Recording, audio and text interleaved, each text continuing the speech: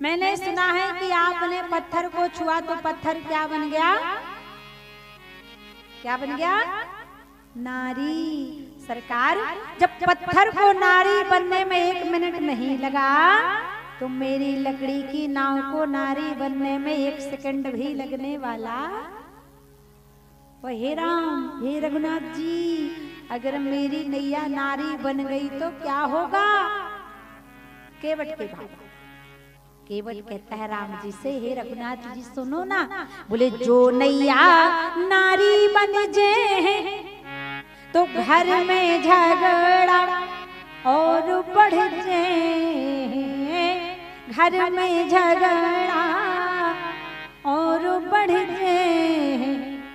जो नैया, सरकार, एक पत्नी का साड़ी का, धोती का, पाउडर का, लिपस्टिक का खर्चा तो मैं चुका नहीं पा रहा। अगर मेरी नैया ही नारी बन गई तो ना दिन में चैन, ना रात में नींद, मैं तो जीते जी मर जाऊंगा। आगे कुआ, पीछे खाई और बीच में केवट भाई, इसलिए मैं ऐसा नहीं करूंगा। अब लक्ष्मण जी बोल पाए। लक्ष्मण जी ने कहा क्यों रे केवट, अगर मान ले तेरी नाव राम जी के चरणों के जादू से नैया बन भी जाती है, नारी बन भी जाती है तेरी नैया, तो तुझे कोई हानि नहीं होना है, तुझे तो लाभ ही लाभ है। एक पत्नी को घर में रख देना, दूसरी को घाट में रख देना, तुझे समय से भोजन मिलेगा, चाय मिलेगी, नाश्ता मिलेगा। अब केवट ने कहा लक्ष्मण जी खबरदार। केवट से लक्ष्मण जी जब बोलते हैं तो लक्ष्मण जी से केवट ने कहा लक्ष्मण जी खबरदार। बोले क्यों? बोले आप मुझे 2-2 पत्नियों की सलाह मत दो। बोले क्यों? बोले इसलिए क्योंकि आज जो आपकी दुर्दशा हो रही है ना, वो भी 3-3 नारियों की वजह से हो रही है। अब केवट ने बड़ा खतरनाक जवाब दिया, बड़ा करारा जवाब दिया लक्ष्मण जी को। कहने लगा सुनो लक्ष्मण जी, आप मुझे 2-2 नारियों की सलाह मत दो। क्यों? क्योंकि दशरथ 3 त्रिया नहीं लाते तो काये को राम लखन बन आते। दशरथ 3 त्रिया नहीं लाते तो काये को राम लखन बनो जा। आज आपके पिता राजा दशरथ ने कैकेयी से विवाह नहीं किया होता तो ना कैकेयी वनवास देती, ना आज आपको मुझसे नाव मंगानी पड़ती। अच्छा, भगवान ने कहा और क्या जानती हो? कई लोग यहाँ पर ऐसे हैं, एक बार तो कथा चल रही थी तो एक भैया आए, बोले देवी जी हम हनुमान चालीसा बहुत पढ़ते हैं। उनका बहुत बढ़िया, अच्छी चीज है, पढ़ना चाहिए युवाओं को। बोले लेकिन देवी जी एक बात तो ये है ना कि हनुमान चालीसा तो हम बहुत पढ़ते हैं, लेकिन हनुमान जी हमारी सुनते नहीं। हमने कहा ऐसा तो हो ही नहीं सकता कि आप हनुमान चालीसा पढ़ो और हनुमान जी आपकी सुने ना। अच्छा जरा ये तो बताओ कि हनुमान चालीसा पढ़ते कैसे? अब भैया ने कहा क्या बताएं देवी जी, ऐसे तो समय नहीं मिल पाता है, इसलिए जब बाथरूम जाता हूँ तभी पढ़ लेता। हमने कहा ए भैया, हनुमान चालीसा कोई साबुन है कि शैम्पू के बाथरूम में जय हनुमान ज्ञान जय का पिस्तौल। अरे हनुमान चालीसा पढ़ने का भी नियम होता है, हनुमान चालीसा पढ़ने का भी एक तरीका होता है। तो अगर आपने उसको तरीके से पढ़ लिया ना तो इसकी साक्षी देने वाले पूर्वेश्वर महादेव हैं, जो यह पढ़े हनुमान चालीसा होई सिद्ध साखी गौ रीसा। साक्षी देने वाले उमा पार्वती महादेव है, इसलिए हर चौपाई सिद्ध है, बस तरीका अच्छा होना चाहिए। केवट ने कहा सरकार मैं आपका मर्म जानता हूँ, पिछले में नाम। अच्छा, राम जी ने कहा तो और क्या जानते हो? केवट ने कहा सरकार मैं जानता हूँ आज आप मुझसे नाव मंगा रहे हो और मुझे पता है कि आपने राजा बलि से भी कुछ मंगाया। बोले बामन रूप धरहु भगवाना, मांगहु 3 चरण भू दान। राजा बलि से आपने 3 पग पृथ्वी दान में मंगाई। तो जब राजा बलि ने दान दिया तो आपने क्या किया? बोले एक ही पैर में अतल बितल सुतल तलातल नाप लिया और एक ही चरण नाप भूलयऊ और बामन से विराट बन गया। अगर मैंने नाव दे दी और नाव पर चढ़ते ही आपने नाव गोल कर दी तो इसलिए मैं नाव मरम जानता। भगवान ने कहा और क्या जानता? केवट ने कहा मैं जानता हूं, मैं पूर्व जन्म में कछुआ था, क्षीर सागर में रहता था और आप भी क्षीर सागर के निवासी हो, ये मैं जानता। तो मैंने सोचा क्यों ना आपके चरणों के दर्शन करा। लेकिन जब भगवान मैं आपके चरणों के दर्शनों के लिए जाता तो मेरे साथ बहुत बड़ी घटना घट जाती। ये जो आपके बगल में खड़े हैं ना धनुष लिए, एक ये और एक जो माता जी खड़ी है ये, इनकी वजह से मुझे आपका दर्शन हो नहीं पाता था। बोले कैसे? केवट ने कहा कि चरण निकट जब गया वो विधाता तो तब ही शेष करत फुफकाता। ये शेषा होता लक्ष्मण जी एक फुफकार लगाते तो मैं डर के भाग जाता, फिर भी मन नहीं मानता, फिर जाता। दूजे चरण निकट जब गया वो तो तब ही रमा पंखा हन गए। ये सीता जी लक्ष्मी जी एक पंखा मारते, ऐसा करते करते मेरे प्राण। अब मैं समझ गया कि आप वही क्षीर सागर के भगवान नारायण राम रूप में मेरा उद्धार करने आ गए। क्योंकि प्रबल प्रेम के पाले पड़कर प्रभु को नियम बदलते देखा। खुद का मान टले टल जाए पर इन भक्तों का मान कभी न टलते देख। भगवान समझ गए ये तो मेरा भक्त है, मानेगा नहीं। भगवान ने कहा तो एक काम करो, बेज्ञान जल पाए पखारू होत विलंब उतारहु। भैया जल्दी आओ, जल्दी चरणों को धो, जल्दी से पार कर। अब भगवान ने जब आज्ञा दी, देखो मेरी माताओं, कई माताएं परेशान रहती हैं।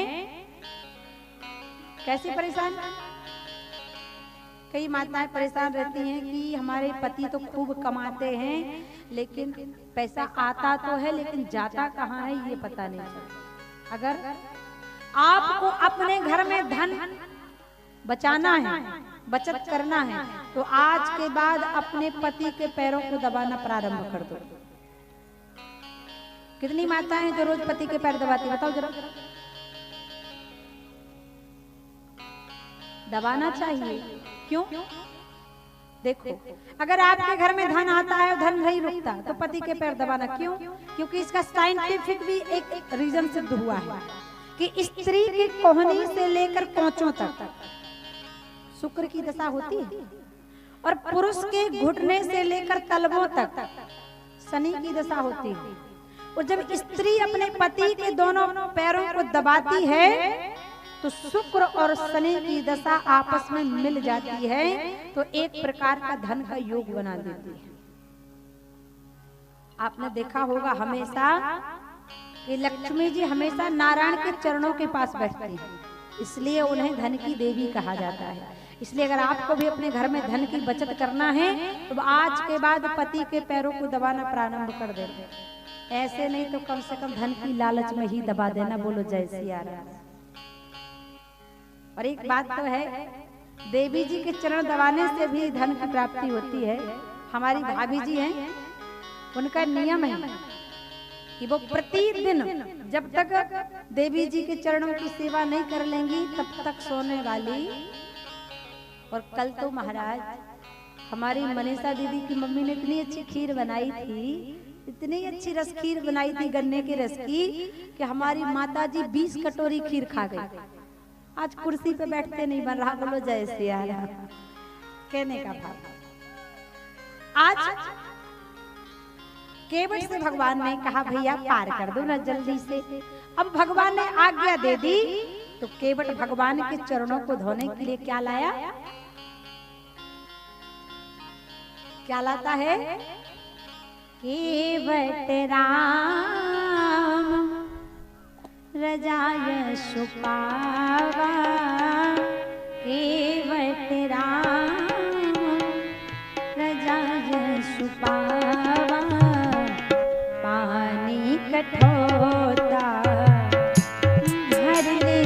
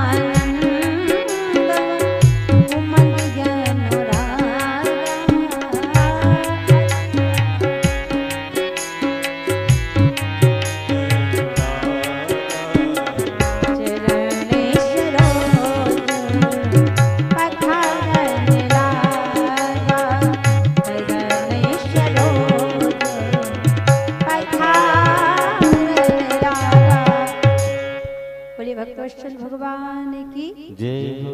केवट ने भगवान की आज्ञा पाई तो विचार करें केवट कितना बुद्धिमान। केवट आज भगवान श्री राम के चरणों को धोने के लिए क्या लेकर गया? केवट राम रजाय सुपावा, तो पानी कठोता भर ले आ। कठोता ले, विचार करना, केवट चाहता तो कठोता की जगह कठौती ले जा सकता था, लेकिन केवट बड़ा बुद्धिमान है। केवट ने सोचा अगर मैं कठौती ले गया, और कठौती है स्त्रीलिंग, और कठौती अगर लड़की बन गई तो मुझे विवाह करना पड़ेगा। इसलिए काम करता हूँ, कठौता ले जाता हूँ, बनना होगा तो लड़का बन जाएगा, दूसरे घाट में दूसरी नाव डाल दूंगा, मेरा तो बिजनेस ही बढ़ जाएगा। आज भी यही लोग सोचते हैं। कलयुग के लोगों की मानसिकता हो गई है, ध्यान देना। आजकल अगर किसी को पता चलता है कि हमारी बहू को लड़का हो, किसी से पूछा जाए नातिन प्यारी कि नाती, तो लोग क्या कहते हैं? नाती। देखो आजकल अगर किसी की बहू को लड़का हो जाए तो इतना आजकल का मनुष्य प्रसन्न होता है, इतना प्रसन्न होता है कि अस्पताल जाता है और नाती को गोद में लेके करता है हुलुलुलु हुलुलुलु हुलुलुलु, इतना प्यार करता है नाती से। हाँ, अगर पता चल जाए कि बहू को लड़की हो गई, हमें नातिन हो गई, तो मान लो कि 440 वोल्ट का करंट लग जाता है। ऐसा नहीं करना चाहिए। बेटियां उन बेटों से लाख गुना अच्छी होती हैं। बोले भजन करत लड़की भली और भलो न भड़िया पूत, और सबरी गई बैकुंठ में धुंधकारी हुआ भूत। सबरी तर गई और धुंधकारी भूत बन गया। अरे बेटी नहीं बचाओगे तो बहू कहां से लाओगे? और बेटियों को मारते जाओगे ना तो फिर बिहार और उड़ीसा के चक्कर लगाओगे, फिर छत्तीसगढ़ की बहू आने वाली। इसलिए कलयुग में हमें 3 लोगों की रक्षा करना है, गाय, गंगा और गौरी। गौरी का मतलब कन्या, बेटी। गाय की, गंगा की और गौरी की, इन तीनों की हमारी रक्षा का दायित्व बनता है। भगवान श्री राम के चरणों को केवट ने कठोता में रखा। एक चरण धोया और धो करके गंगा के घाट पर रख दिया। अब गंगा के घाट में जितनी बालू थी तो सारी बालू राम जी के चरणों में लग गई। केवट ने कहा चरणों में बालू लग गई, कोई बात नहीं, फिर उठा दिया, फिर रखा, फिर धोया, फिर रखा, फिर बालू लग गई, फिर धोया, फिर बालू लग गई। भगवान ने कहा भैया केवट ये सिस्टम तो 14 वर्ष तक चलता रहे, तुम हमारे चरणों को धोते रहोगे वो गंगा जी की बालू लगती रहेगी, कुछ तो उपाय कर लो। केवट ने कहा सरकार कोई उपाय नहीं, एक उपाय है। बोले कौन सा? बोले प्रभु जिस चरण को मैं धोता हूं ना उस चरण को आप ऊपर कर लेना। भगवान ने कहा बहुत बढ़िया, एक पैर से हम गिर नहीं पड़े। केवट ने कहा सुनो तो सरकार, जिस चरण को मैं धोता हूं उसको आप ऊपर कर लेना, और जब आपको लगे कि मैं गिरने वाला हूं तो फिर बोले आप अपने दोनों हाथों को इस केवट के सर पर